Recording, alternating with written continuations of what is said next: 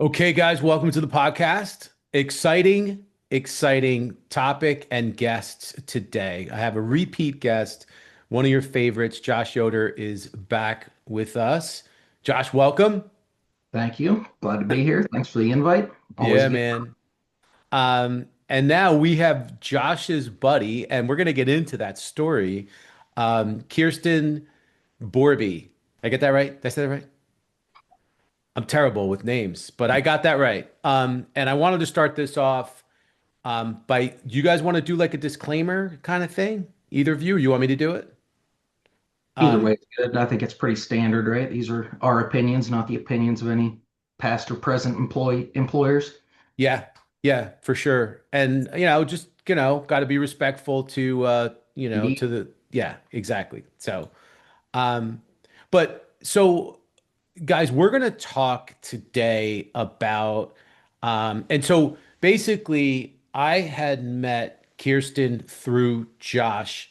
We met at Maps, had a conversation. She tells me about how these guys met, and I was like, wait a second, that is like an amazing tale of like networking and friendship and bravery. So that's why, like, if you look at this, if you think like the title's kind of clickbaity, it is for on purpose because it's all those things. Kirsten, I'm going to start with you, and if you want to do a quick introduction, um, first, and then we can kind of get into the story. Is that cool? Sure. Well, I'm Kirsten Borby, and it's great to be here. Thanks for inviting me onto the podcast, Tom, and great to be here with Josh, too. I'm an internal medicine physician by training and experience, and I've spent the last 4 years in industry in a variety of different roles. And today's topic is just something I'm really passionate about, which is people. Um, the science is something that I've always loved, but people are really at the center of everything I've done in my life. So thanks Yeah. for letting me talk about that. And we're so excited. And I can't wait for you to share the story. So take us back and let's talk about, and you if you could tell us the story of how and why you originally reached out to Josh and like what you were expecting from that communication. Yeah, so that's a great question, and I'll wind it all the way back to I've been listening to the podcast for probably 5 years. I love podcasts. I listen to them when I run, and in this particular case, I had been listening to this episode, and I loved the topic. I loved the authenticity of the conversation. And I've kind of developed a habit of when I see something that intrigues me about either the people or what they're talking about, I go look them up and I see if I can find them. And I really just go for a reach out. And so when I saw that Josh actually had in his LinkedIn that he lives in the Denver metropolitan area, I thought, oh, we could be neighbors. So I really just made an authentic reach out, just really to say hi and I'm here. We're in the same industry, and just saying hello, really, and sharing how much I enjoyed what he had said on the podcast.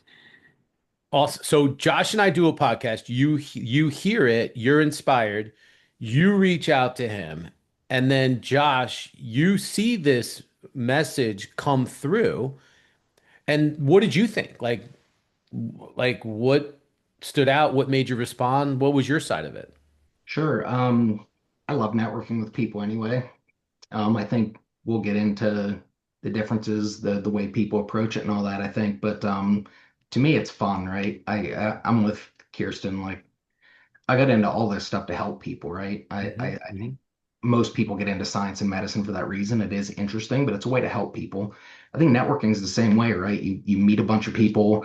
Nobody knows everything about everything. I've worked with some incredibly smart people that feel like they know everything. They still don't know everything. There's always, that value in having different people, different perspectives, the diversity of thought and background into that. Um, I view networking as a way to just make those connections, right? I don't have to know anything. If I know you know something and I know Kirsten knows something, I can put you two together and get out of the way and let you guys do awesome work and that help people, right? So Hmm. almost any outreach I get, I'm going to be open to it. And I've told Kirsten this, I give everybody a chance, just the people that are duds you don't keep interacting with, right? So I think in general, like I get a message like that. I'm like, yeah, you're in the area. Let's explore this and let's see, where it goes. I think some of my best friends I've met in my life, in my personal life, have come through LinkedIn, have just reached out and that same sort of thing. This is the connection we have. Let's talk about it. And then you just throw things out there, find where the commonalities are, and kind of move forward from there, I think. I love your story about maps. I was going to go to maps for the first time this year. I've still not been to that. Started a new company that you introduced me to late last year. Started there in January. Turned out we had an internal meeting at the same time. On Yeah. my entire flight going to that meeting, I was texting with multiple people saying like, "Oh, you're going to be at Maps. You're going to be at Maps. You guys need to meet each other." And to me, that's just I'd rather be there. I love hanging Yeah. out with friends. A lot of people there that I like that I don't see all the time. But if I can put two other people together that can interact with one another and get positive outcomes from it, I'm just as happy from that. Yeah. Awesome. Yeah. I love it. I love the way this whole thing kind of When originated. it reminds me too. So Kirsten said she heard me on the podcast. She didn't just hear me; she heard me and Kendra. And this is the third time I've been on your podcast. Every time it's been with another person. And I love that too. It's not about coming on and talking about something what I know. If I run Mm, a workshop at a conference, whatever, I always tell people like everybody in this room collectively knows way more than I do. Let's get all our thoughts together. So it was on with Kendra, was on with Linda, now on with Kirsten. Like I love that aspect of it too. yeah. I didn't think of that. That's right. It was always with other people. Um, and great episodes, like just awesome. I I'm, love I'm both not smart those. enough to do this on my own, Tom. Ah, come on, man. Don't you say that. Not true. That's not true.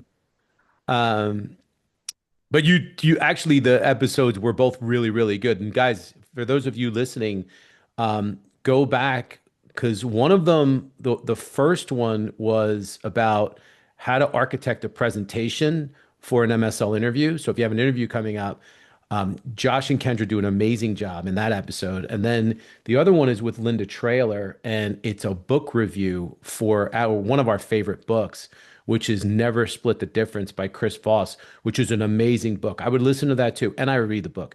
So, side note. Okay, so Kirsten, what motivated you to like reach out and take that risk, even though you didn't really know like how Josh might receive it? Yeah, no, it's a great question. And I will say, so Josh and I, we have a lot of similarities in our personality, but I will also say we have some differences, and we've laughed about these differences. I am by nature an overthinker, partly I think because being an internal medicine physician, it's part of the job. If you're not overthinking, you're probably not doing right by your patients. So I do feel like when I think about risk, I always think about upside and downside. And in the case of reaching out to somebody, I think of the downside as zero and the upside as unlimited. So from my perspective, I didn't really see any risk in it. And I didn't really have any expectation. And I would say when I do reach out to people or when I have reached out to people, I don't have an expectation of anything on the other end of it. And perhaps that attitude helps me deal with the fact that it could be anything.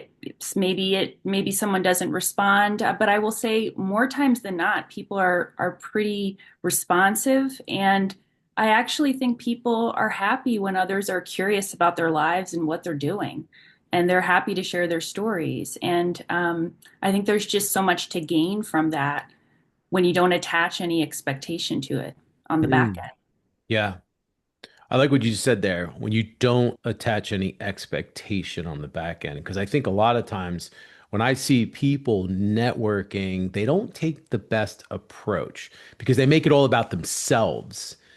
And it's just like, hey, I came across your profile and I need you to help me with this. And guys, that's not the approach. And I know that that's not the approach that you took when you reached out to Josh.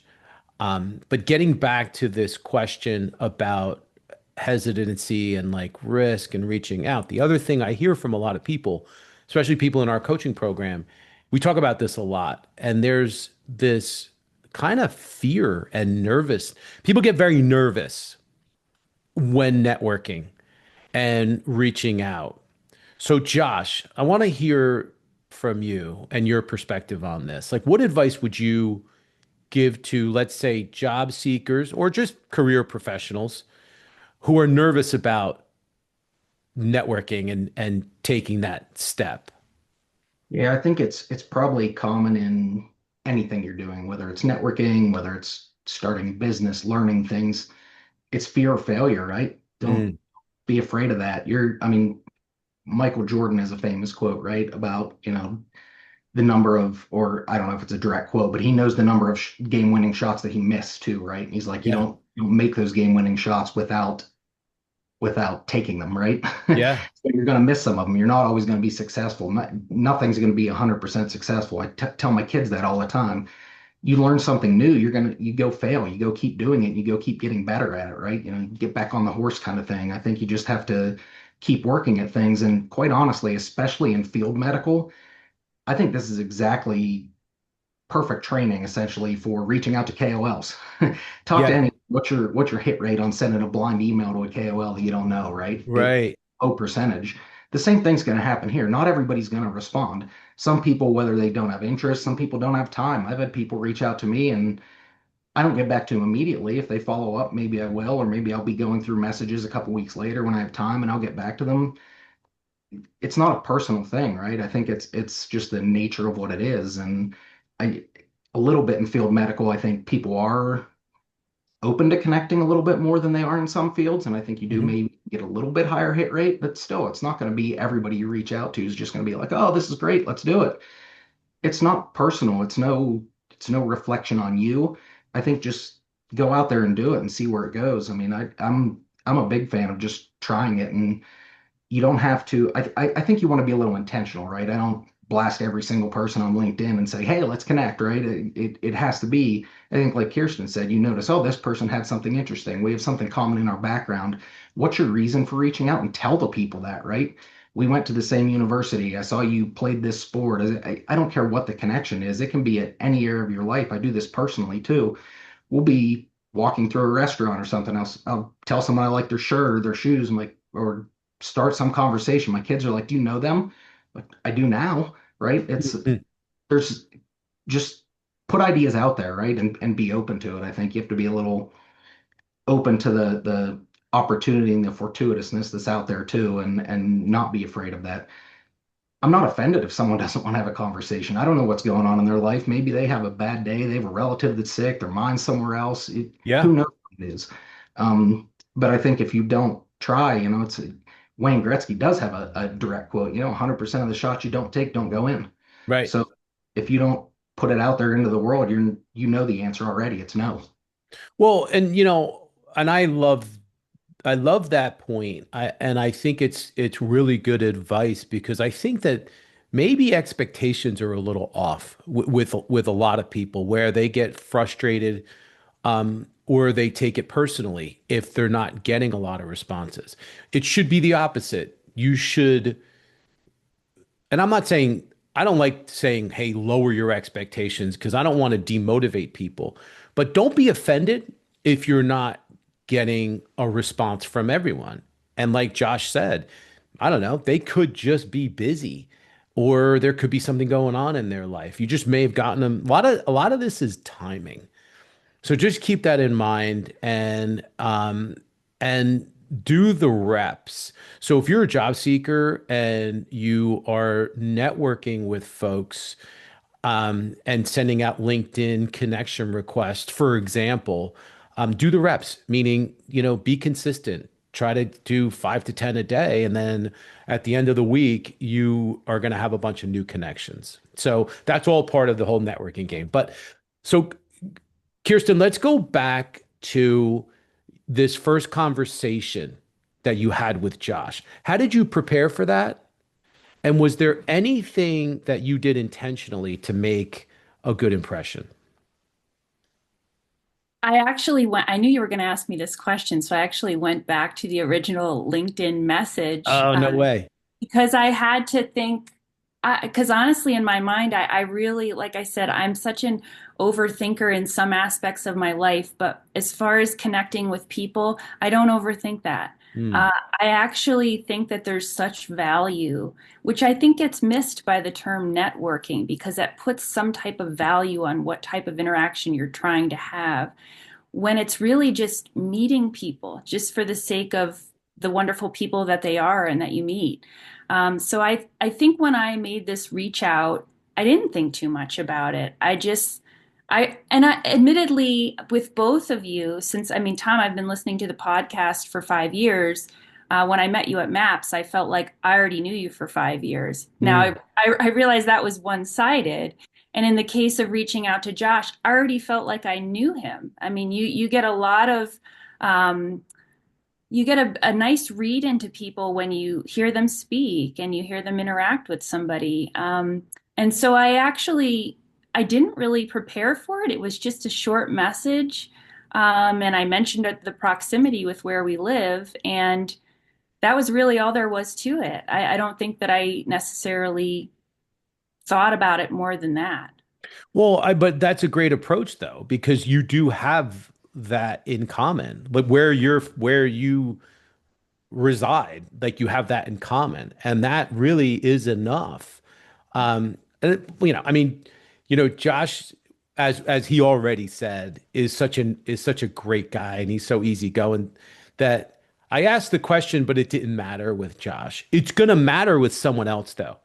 So what I want to point out and give you kudos for is that you found the connection. And I encourage others that when you're reaching out to people, you're very tactful and researched, and find some kind of connection or something that you can mention, even if it's a compliment, um, or maybe they got promoted or they released a paper, they celebrated a birthday, whatever. There's so many different things that you could focus on. But I definitely love the way you didn't, you're normally an overthinker. You didn't overthink this. You just went for it. But I will say too, when I met you, I you said it's one-sided because you thought you've been listening to the podcast.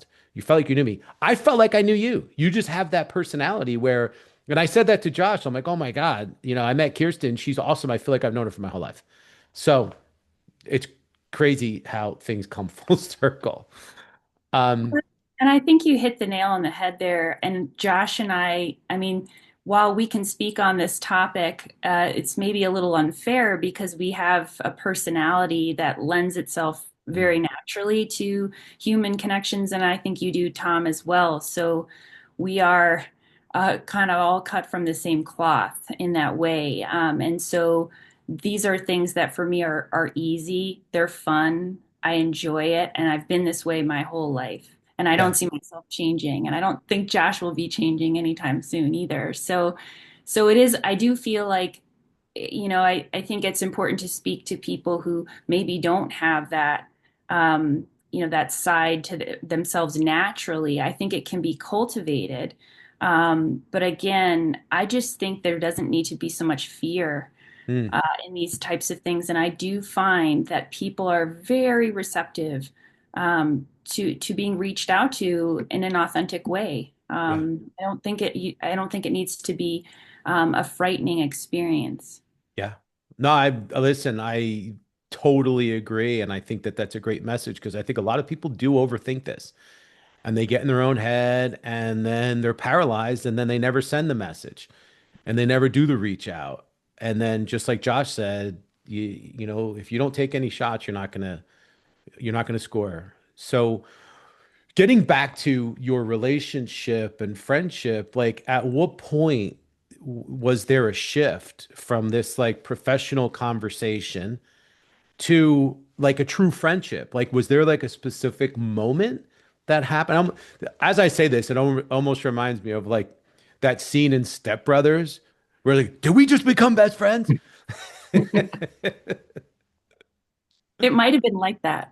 I don't know, Josh, I'll let you answer that one. No, I think it was pretty quick. And sorry, my ADHD is all over the place. You guys keep saying these things, and I have like 100 different examples for each part of it. And But I think for this specifically, I mean, I think it was pretty quick, right? I think when people match energy like that, it just naturally flows, at least for me. I think you do make a good point, Kirsten. It doesn't naturally flow for everyone, and there are people that get into it, kind of a little more hesitantly and step into it. And I think again, I know we'll talk more about this too, but like one of the things is people are like, oh yeah, it's networking's for extroverts, right? I know plenty of introverts and Kirsten too with the overthinking thing. My wife's the same way, very much an overthinker. My mom is too. I've been planning for this my whole life. I talk to people all the time and kind of talk them off the ledge when I need to. Um, but I think, sometimes people will say, meet my wife, and they're like, she's introverted, really? Like we have a great conversation. And I feel like there's so many introverts that are such good connectors with people. They just don't go do it and don't go out and kind of walk into a room and meet everybody like we might, right? But once they connect with someone and kind of get to know them, trust them a little bit, they're great conversationalists, right? Some of the best MSLs I know are huge introverts. I Another friend that I have worked with, she worked on my team, multiple different companies. She'll go to one of these medical affairs conferences and she's like, I've had enough of this. I'm done peopling, right? For me, that it gives me energy, right? People are always like, "Oh, you're so high energy." I'm like, "Yeah, because you're with me. I'm around people. That's where I get my energy. I love it. Whether it's gonna get to work, it's gonna get to personal stuff, whatever. But like, I love interacting with people. I tell people all the time one of my favorite parts of traveling is getting in an Uber or Lyft because I don't care if it's a 5 minute ride or an hour ride. I'm probably gonna know that person's life story by the time we get out of the car because I'm just curious, and I think that's another thing. It's good in medical affairs. It's good in personal interactions. Just be genuinely curious and ask questions that interest you. You'll see what lights other people up, right? And keep talking about that. I find almost everything interesting, so it's a little bit easier to do that, right? But I don't think you have to just be extroverted to make this work, right? You can, again, have those intentional reach outs, have a reason to reach out, put it in a message. It doesn't have to be 5 paragraphs. I have another good friend in Boulder right now. Same thing. We met on LinkedIn last year. He reached out. He said, and he's in the investing world, right? Not, and he had biotech bend. He was trying to learn more about med affairs. Literally, like, I went back and looked up that message too because Kirsten sent me the the message that she initially wrote, and I'm like, I remember he came to the MSL conference with me last year, introduced him to people, and the guy knows so much stuff in this world. And I'm like, you think you're not like digging into this the same way people do scientifically and medically, but he knows more about the pharma world than anyone I've ever met. Just history of drugs, how all these transactions happen and stuff. And I'm like, you're opening my eyes to a different world, right?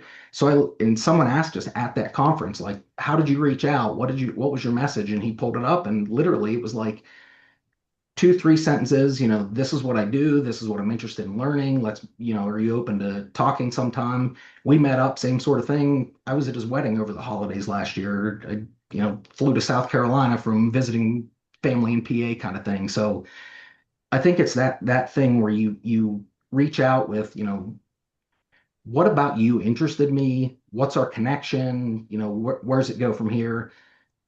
If you hear back, great. If you don't, it's fine too. And just follow that interest, right? I think it's about those sort of things of you get we have this piece of interest, like Kirsten said, we don't align everywhere, but sometimes those opposite parts can kind of complement each other as well, right? So I think it's that sort of thing, but I don't know. For me, our conversation was so natural. Again, we kind of have that personality that I think the friendship started at the same time the conversation started. Yeah. I agree with that completely.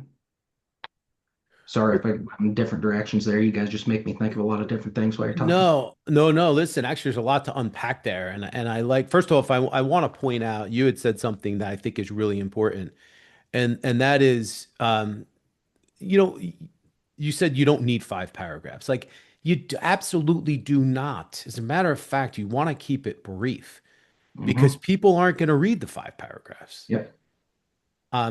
Get to the point, make it brief, make it heartfelt and genuine.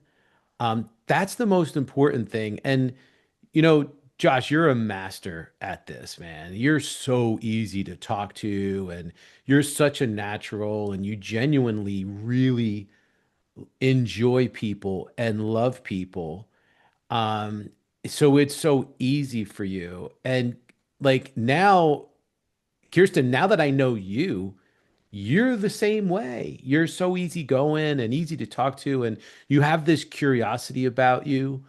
Um, for the people that are listening, that may not like it may not come as naturally to you.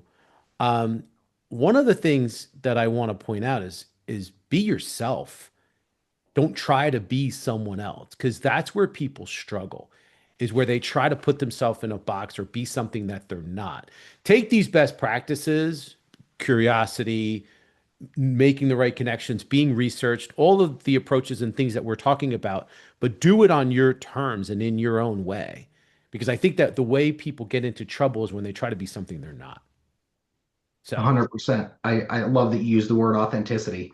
I think it's everything, honestly. And I think it's how you make connections, right? If you're pretending you're into something or you're trying to be someone you're not, I mean, I I have this conversation with people a lot, but like I can't stand being self-promotional, right? mm, Just be authentic. And I think that's how you find those real connections, right?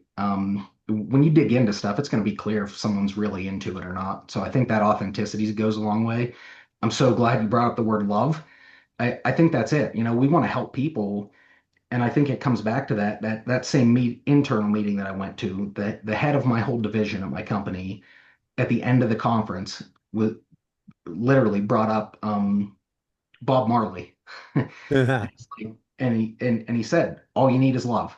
And I think that's, companies will talk about being patient centric, employee centric, whatever it is.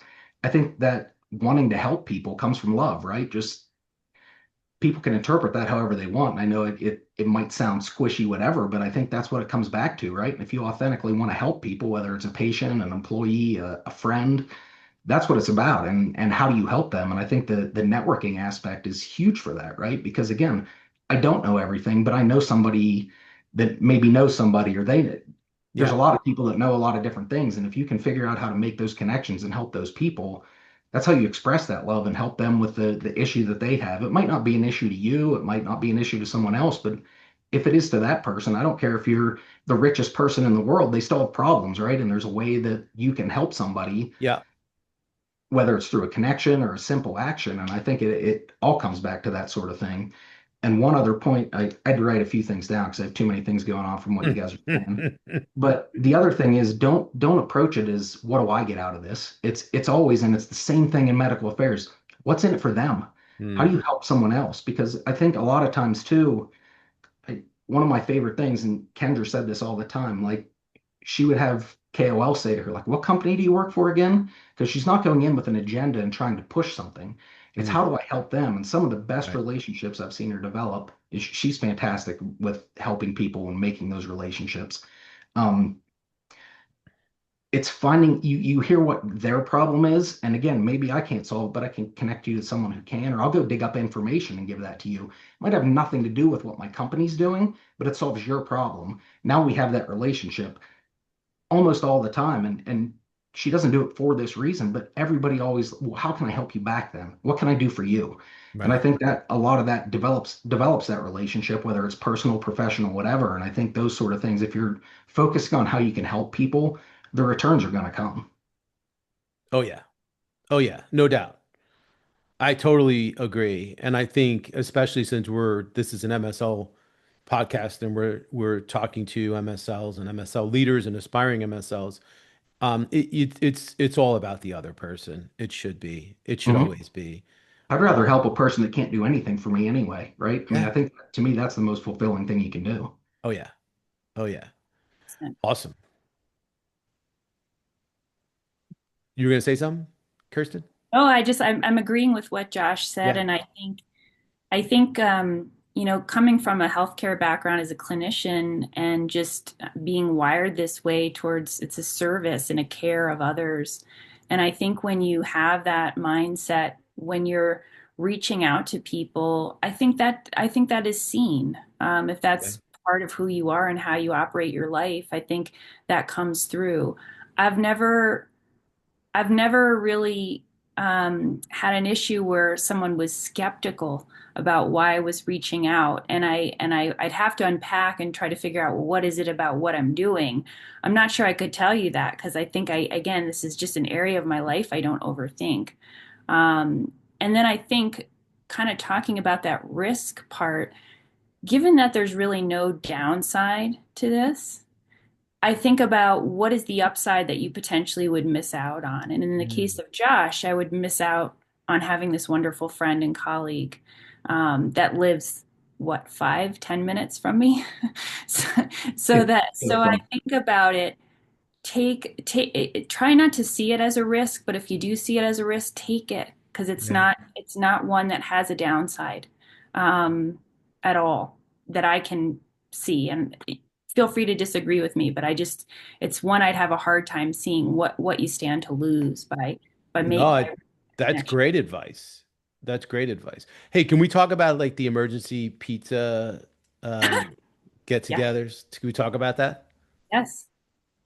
Because I Josh is, know that's a part of this friendship. So who wants to explain that? oh gosh.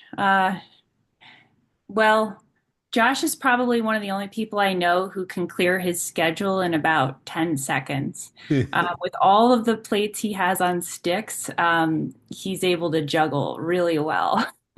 So sometimes you just have to have an emergency pizza. And Tom, you're welcome to join us too if you can get on a plane. Listen, I love any kind of pizza. Emergency pizza. I love cold pizza. I love pizza with stuff on it. I love pizza plain. So yeah, man, sign me up. Sign me up. It's the nice thing about having that local network too, right? Yeah. Is you have someone close, and I have it with other people too that don't live close, and they'll either shoot a message or call, or I'll make time for it, right? Again, Yeah. that's important to me to prioritize that and help people how I can. I love that you brought up the local network. Like I said, I met another friend in Boulder. You're even closer to me than him. I recently reached out to someone on LinkedIn, same sort of thing. I saw they had similar background. They worked in gene therapy, they worked in rare disease, all this overlap with me. Saw they were in the Denver area. So I sent out a request, got this message back saying, "Oh, I see I live in a town called Erie." And like, "Oh, I live in Erie too," and we just keep narrowing it down, narrowing it down. We haven't met in person yet because this was just literally in the last week or two here that we started doing this. I finally said exactly what neighborhood, what area of the neighborhood, because it's a relatively big neighborhood that we just moved into. And she's like, we can't be far away. So I'm like, this is my address, but like, seemed like a trustworthy person. She sends hers back, and I put it into Google Maps. It's literally 450 feet from my house. It's the next block over. And I'm like, how can I not be connected to you? Like we literally can walk to each other's houses. I'm sure our kids are going to be at the same pool this summer. Like, I want to know who that is instead of going to a pool all summer seeing these people that I essentially don't know, even though they're my neighbors. Like now I have a professional connection that's probably already going to be a friend of mine, Yeah. um, 500 feet from my house. Crazy. Awesome. Well, let's start to wrap this up. I have one more question for both. Same question for both of you guys. So, Kirsten, if you could leave listeners with one final thought about courage and bravery and opportunity and, just building genuine relationships through networking, what would it be? I think it's just really to understand the world we live in now. We are a bit siloed. A lot of us work remotely. We work in different ways than, say, people worked 10, 20 years ago. And so we have tools and ways to connect us if we use them. And I think again, using those tools in a way that where your authentic self comes out and you're just using them as the way to make that connection is something to just embrace, really. And again, for the overthinkers out there, I see you and I hear you. I would maybe try to put that to the side because I think this is an area where it just doesn't come into the equation much. And again, I would if there's anyone who has having trepidation over this, send me a LinkedIn message. Find me because I think there's just so much value in getting to know people and then also connecting people with other people. It's the way we do things now, and I think it's exciting and fun. and there's just everything to gain and nothing to lose. Awesome. Josh, what about you? Same question. Like, Yeah, what advice do I you have for agree. folks? You know, be authentic. Be who you are. Don't be afraid to put things out there. Don't have that fear of failure. Again, it's not the end of the world if you don't connect with every person in the world. I know a lot of people. I don't know everybody. There are more people out there. And even if you do connect with someone and you're not aligned, it's not the end of the world. There will be people you won't find the people you align the most with if you don't try to get out and interact with people, right? And I think, underlying it all, I love what Kirsten was saying. I mean, humans are social creatures, right? Yeah, I don't care if you're introverted, extroverted, whatever. It's just naturally what we are. And I think, having community and having that support and knowing where to go and meet that it's everything in every area of life. Going it alone is you might go fast again, right? But together you go far. And I think that's networking opens those doors for you. 1000%. Awesome. Well, guys, this was great. I appreciate you both. I love your story and I love your friendship, and you guys are amazing. So thank you both for being here and for sharing it. Yeah, Thank thanks for having us. It's always a blast. I could do this all day. Yeah, you can. Me too. Well, and guys, thank you for all your support of this show. Thanks for joining us. Thanks for sharing this with other people. Appreciate all your support, and we will see you next time. Thanks, guys.